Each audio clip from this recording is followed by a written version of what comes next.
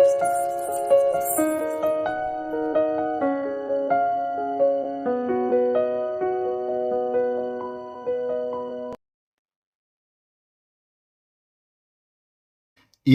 Sports awards 2025లో emerging professional sports event of the ఇయర్ని ఏ స్పోర్ట్స్ లీగు గెలుచుకుంది?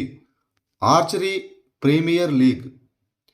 న్యూఢిల్లీలో జరిగిన FICCI turf 2025 global sports summit సందర్భంగా జరిగినటువంటి ఇండియా స్పోర్ట్స్ అవార్డ్స్ 2025లో archery premier league emerging professional sports event of the year అవార్డును గెలుచుకుంది. ఈ ఆర్చరీ ప్రీమియర్ లీగును ఆర్చరీ అసోసియేషన్ ఆఫ్ ఇండియా నిర్వహిస్తుంది మరియు ఇది ప్రపంచంలోనే మొట్టమొదటి ప్రొఫెషనల్ ఆర్చరీ లీగ్. సైన్స్ మరియు మహిళా సాధికారతలో అత్యుత్తమ ప్రతిభ కనబరిచినందుకు 8వ డాక్టర్ పాలోస్ మార్ గ్రిగోరియస్ అవార్డు 2025 అందుకున్న భారతీయ మహిళ ఎవరు? టెస్సీ థామస్. భారత క్షిపణి మహిళగా పిలువబడే డాక్టర్ టెస్సీ థామస్ సైన్సు మరియు మహిళా సాధికారతలో అత్యుత్తమ ప్రతిభ కనబరిచినందుకు 8వ డాక్టర్ పాలోస్ మార్ గ్రిగోరియస్ అవార్డు 2025ను అందుకున్నారు. ఆమె డిఆర్డిఓలో సీనియర్ శాస్త్రవేత్త. ఆమె క్షిపణి ప్రాజెక్టుకు నాయకత్వం వహించిన మొదటి భారతీయ మహిళ మరియు అగ్ని-4 అదేవిధంగా అగ్ని-5 బ్యాలిస్టిక్ క్షిపణి కార్యక్రమాలకు నాయకత్వం వహించారు. ఆమెను అగ్నిపుత్రి అని కూడా పిలుస్తారు. ఇటీవల కేంద్ర ప్రభుత్వం ఒక నిర్ణయం తీసుకుంది. అదేమనగా ప్రధానమంత్రి కార్యాలయం పిఎంఓ ఇక నుండి ఏమని పిలువబడుతుంది? సేవా తీర్థ్.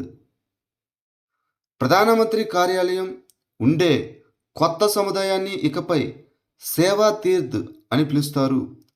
ఈ సేవా తీర్థ్ అనే పేరు ప్రజాసేవకు అంకితమైన కార్యాలయాన్ని సూచించడం. అదేవిధంగా రాజ్భవన్లుగా పిలువబడే రాష్ట్ర గవర్నర్ల అధికారిక నివాసాలను లోక్ భవన్లుగా మారుస్తున్నారు. ప్రధాన ఎవెన్యూ అయినటువంటి రాజ్పథ్ను గతంలో కర్తవ్య పథ్గా మార్చారు. ప్రధానమంత్రి అధికారిక నివాస రహదారిని 2016లో రేస్ కోర్స్ రోడ్డు నుండి లోక కళ్యాణ్ మార్గ్గా మార్చారు. ఇక కేంద్ర సచివాలయాన్ని కర్తవ్య భవన్గా పునర్నిర్మించారు. భారతదేశపు మొట్టమొదటి పూర్తి కాంపోజిట్ ఎయిర్ ఫ్రేమ్ 2 సీట్ల శిక్షణ విమానమైన హంస-3 NG ఎక్కడ ప్రారంభించబడింది? బెంగళూరు. బెంగళూరులోని సిఎస్ఐఆర్ నేషనల్ ఏరోస్పేస్ ల్యాబొరేటరీస్లో ప్రైవేట్ పైలట్ లైసెన్స్ మరియు కమర్షియల్ పైలట్ లైసెన్స్ శిక్షణ కోసం మొట్టమొదటి స్వదేశీ all composite 2 seater trainer aircraft అయిన హంస-3 NGను కేంద్ర సైన్స్ అండ్ టెక్నాలజీ సహాయ మంత్రి డాక్టర్ జితేంద్ర సింగ్ ప్రారంభించారు. ఈ హంస-3 NG విదేశీ ఆధారపడటాన్ని తగ్గిస్తుంది. భారతదేశం అంతటా తేయాక్ అభివృద్ధి మరియు ప్రచారం కోసం ప్రభుత్వం టీ బోర్డు ద్వారా అమలు చేసిన పథకం పేరు ఏమిటి? Tea development and promotion scheme. భారత ప్రభుత్వం టీ బోర్డ్ ఆఫ్ ఇండియా ద్వారా అస్సాంలో టీ ఉత్పత్తి, నాణ్యత, ఎగుమతులు మరియు చిన్న పెంపకందారుల ఆదాయాన్ని పెంచడానికి టీ డెవలప్మెంట్ అండ్ ప్రమోషన్ స్కీమ్ను అమలు చేస్తుంది. భారతీయ టీ ఎగుమతులు $751.07 మిలియన్ నుంచి $923.89 మిలియన్ పెరిగాయి.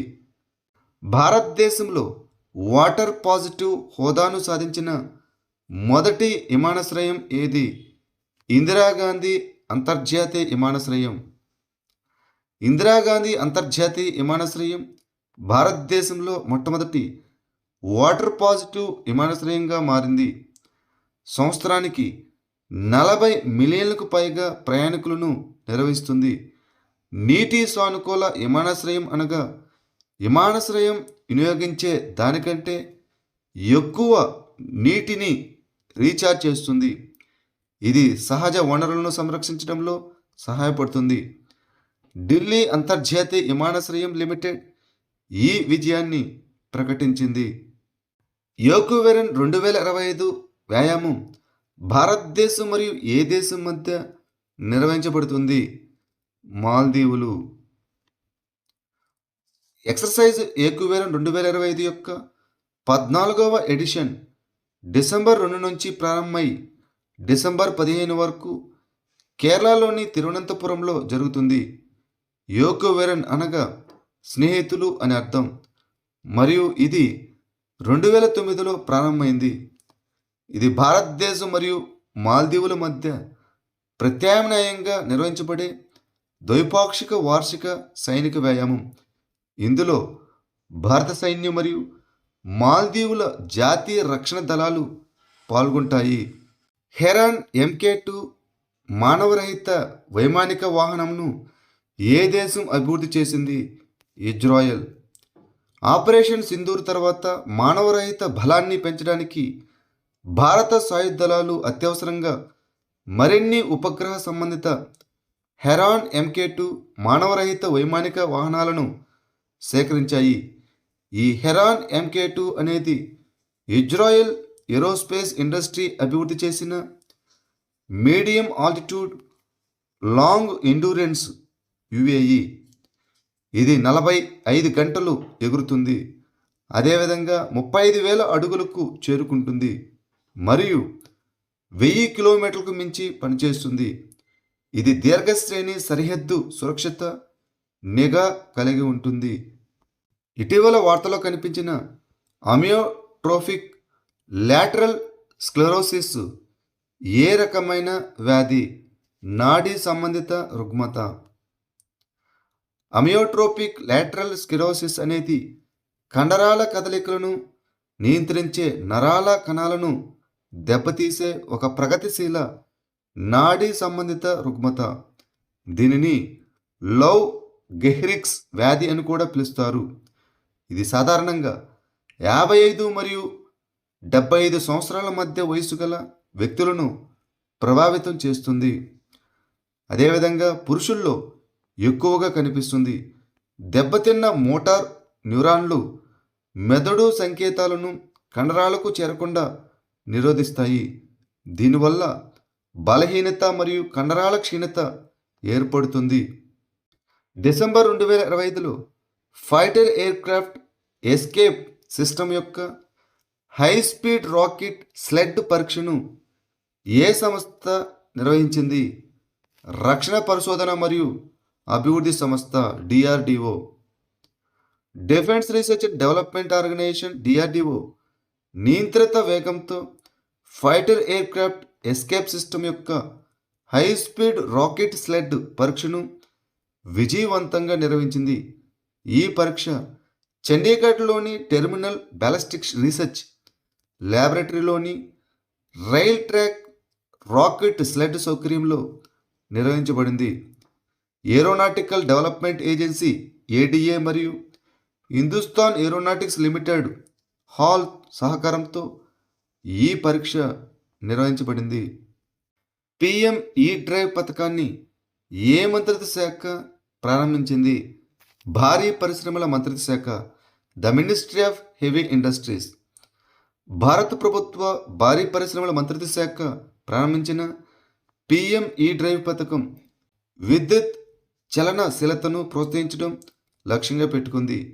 ఈ పథకం కింద 23 నవంబర్ 2025 వరకు 1634.62 కోట్ల సబ్సిడీ పంపిణీ చేయబడింది. మార్గదర్శకాలను తెలియజేయడానికి వాటాదారుల సంప్రదింపులతో పాటు ప్రత్యేకంగా ఈ అంబులెన్స్ల కోసం 500 కోట్ల రూపాయలు కేటాయించబడ్డాయి. ఇటీవల వార్తల్లో ప్రస్తావించబడిన బయోరెమిడియేషన్ అనగా ఏమిటి? తొలగించడానికి లేదా విచ్ఛిన్నం చేయడానికి జీవులను ఉపయోగించడం, కాలుష్య కారకాలను తగ్గించడం. బయోరెమిడియేషన్ అనగా కలుషితమైన భూమి మరియు నీటిని శుభ్రపరచడానికి బ్యాక్టీరియా, శిలీంధ్రాలు, ఆల్గే మరియు మొక్కలు వంటి సూక్ష్మజీవులను ఉపయోగించి జీవశాస్త్రం ద్వారా జీవితాన్ని పునరుద్ధరించడం. ఈ జీవులు చమురు, పురుగుమందులు, ప్లాస్టిక్లు మరియు భారీ లోహాలను నీరు మరియు కార్బన్ డయాక్సైడ్ వంటి సురక్షితమైన ఉత్పత్తులుగా విచ్ఛిన్నం చేస్తాయి. ఇన్సిచు బయోరెమిడియేషన్ సైట్లోని కాలుష్యాన్ని పరిష్కరిస్తుంది. నక్ష మరియు ల్యాండ్ స్టాకులపై జాతీయ సింపోజియంను ఏ ప్రభుత్వ విభాగం నిర్వహిస్తుంది? భూ వనరుల శాఖ, department of land resources.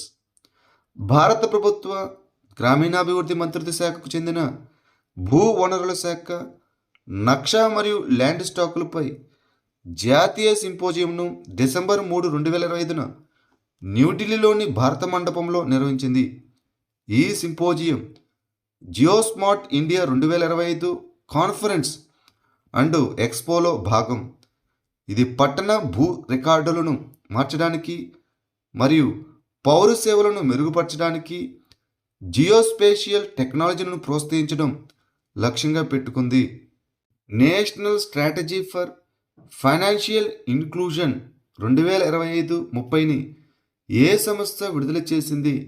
Reserve bank of India RBI.